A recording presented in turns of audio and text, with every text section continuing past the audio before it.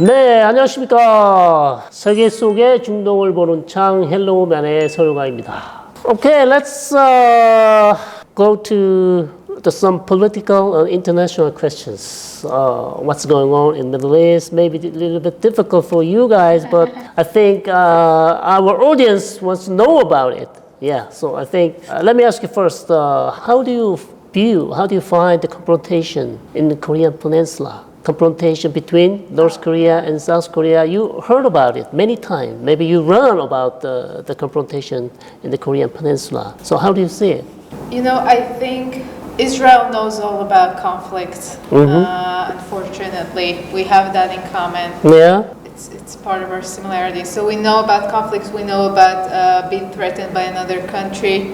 And Israel stands with Korea, and I think the relationships have shown that. And Israel has condemned North Korea for its aggression.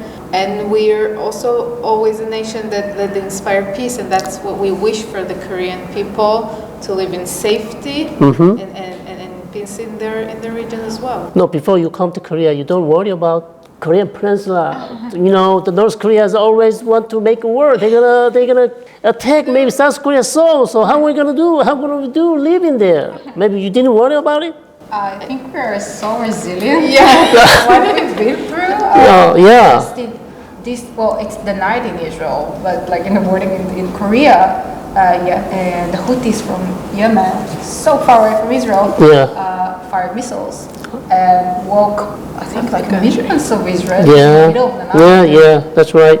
So we are well known, and we know everything, what to do, and you know, a lot of time when you go to a place, I don't know, for me it's like an automatic way. When I go somewhere, I start to think, okay, if something happens, where do I go? And because we know about that.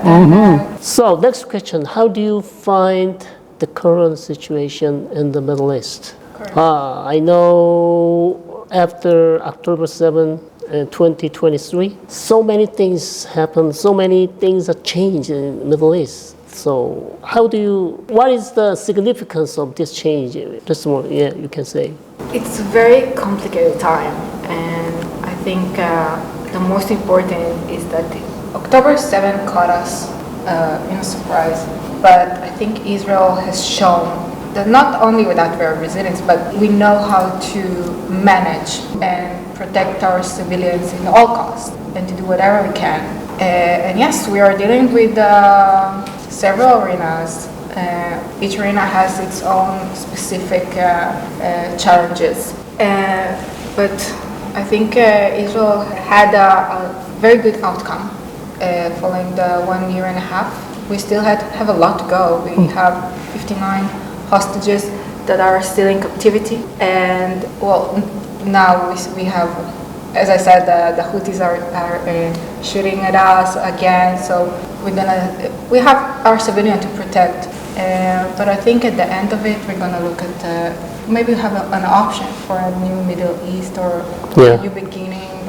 I think that the Middle East before the 7th of October and the Middle East after the 7th of October is not the same, and is not going to be the same in the future.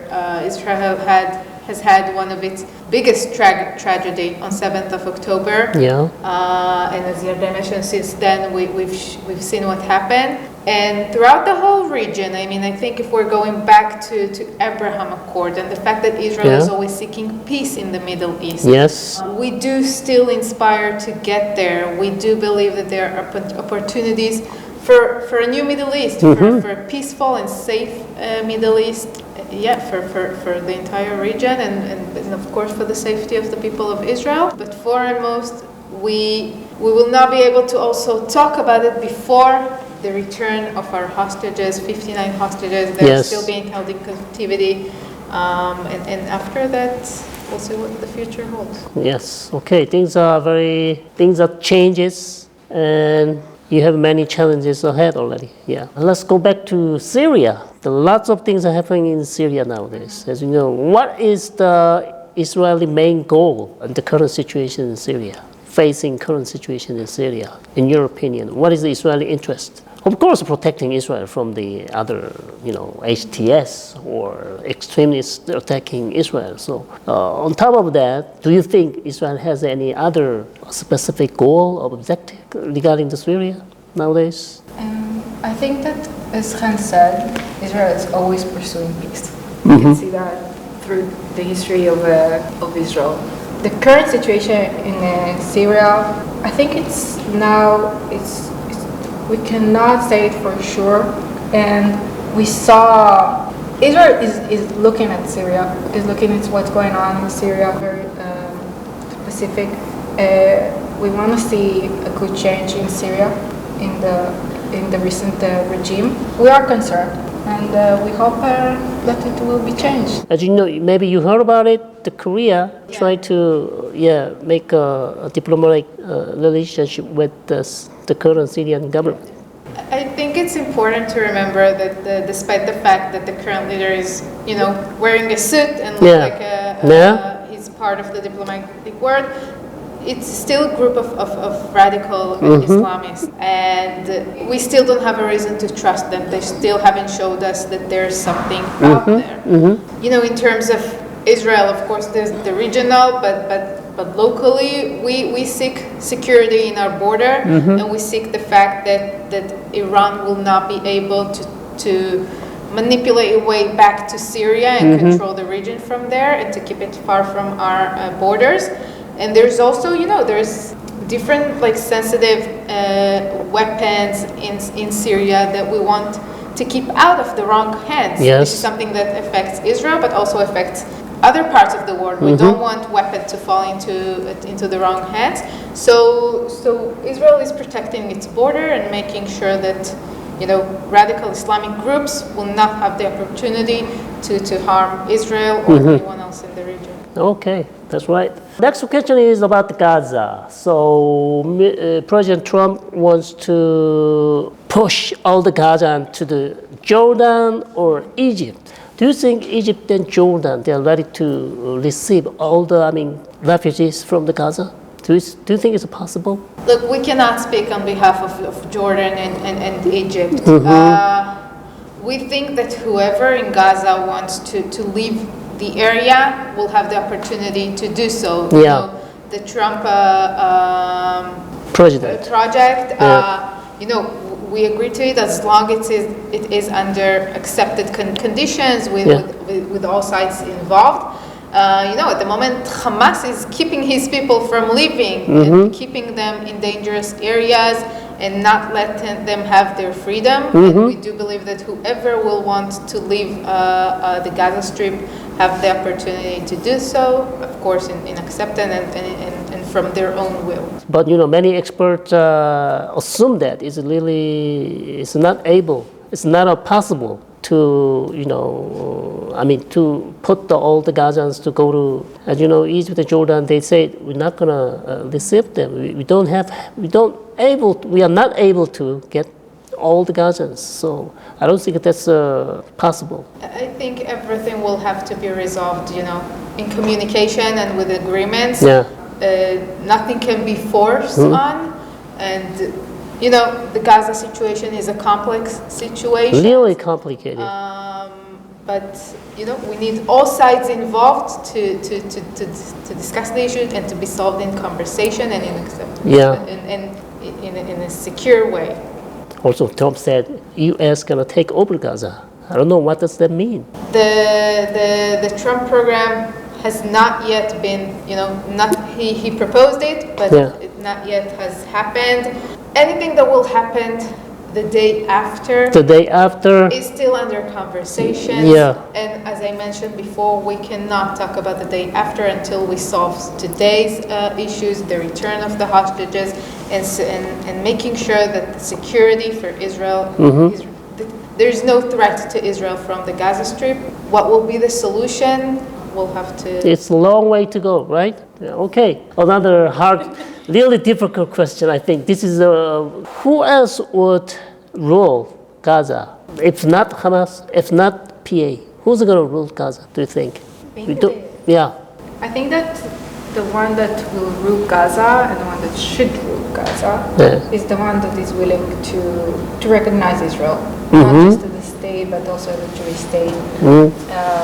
Because if it's not, the situation is just going to continue. It will not resolve anything. So the first and foremost that they have to do, and it's very basic actually, is to recognize us. To recognize us as a state, as a place that should be existed.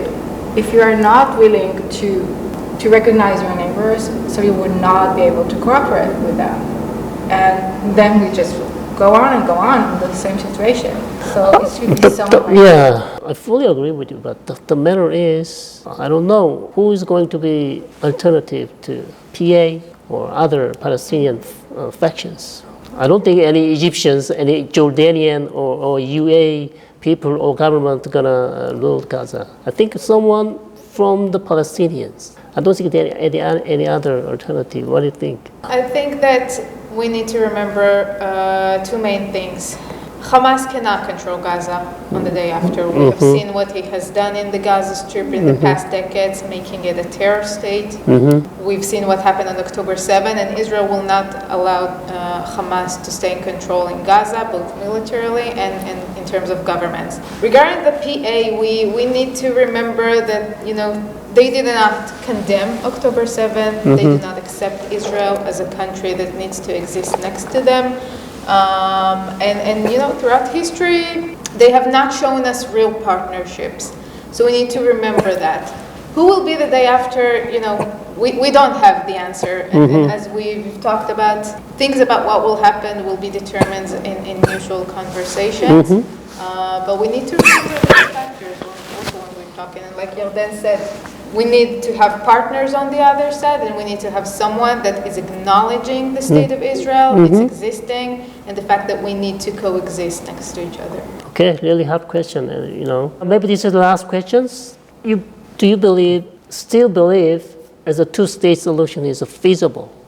Possible two-state solutions. So I think if you look at the history of Israel and Palestinians, it's a question that should be asked to the Palestinians and not the Israelis.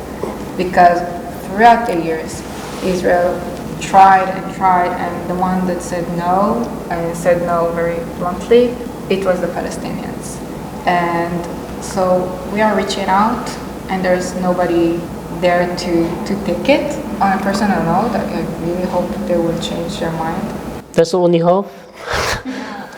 I think that polls shows that the majority of Palestinians support October 7. And that's a very disturbing... they're still supporting Hamas? They're supporting October 7. They're supporting what happened that day, the atrocities, the massacre, the rape, everything. They show support. And as Yarden mentioned, throughout history, they had multiple times that there was a two-state solution on the table. Israel always said yes. Palestinian always said no. It's a difficult time today to talk about this subject with everything that's happening. But yeah, we do not have the answer. I know of course it's not an easy question. What about the Israeli good images tarnishes? Israeli good images, startup country, Israel is a beautiful country, Israel is, is one of the, the biggest startup country in the world. Now things happen, especially after the October 7th. Israeli good images are tarnished. So, do you have any suggestion or solution to get back to that good images? I know this is not a question, but just maybe you have any good idea. Look, despite the past year and a half and the hard condition that Israel is now facing, Israeli economy is still flourishing. Only this week we found out that there was the biggest exit that ever was in the history of Israel, with one of the companies being bought by Google in really astonishing numbers. So in that area, we're still then. Israel is still on the map, and it is part of our job to go out there and tell the story about Israel, to tell people about what really happened on October 7, about the resilience of the Israeli people, about our beautiful countries, As we mentioned at the beginning, when you ask us why we came here, Israelis usually feel that there's an injustice in the way that Israel is perceived in the world, and we know that the situation is complex. War isn't something pretty, but Israel was brutally attacked on October 7th, and all we're doing is protecting ourselves.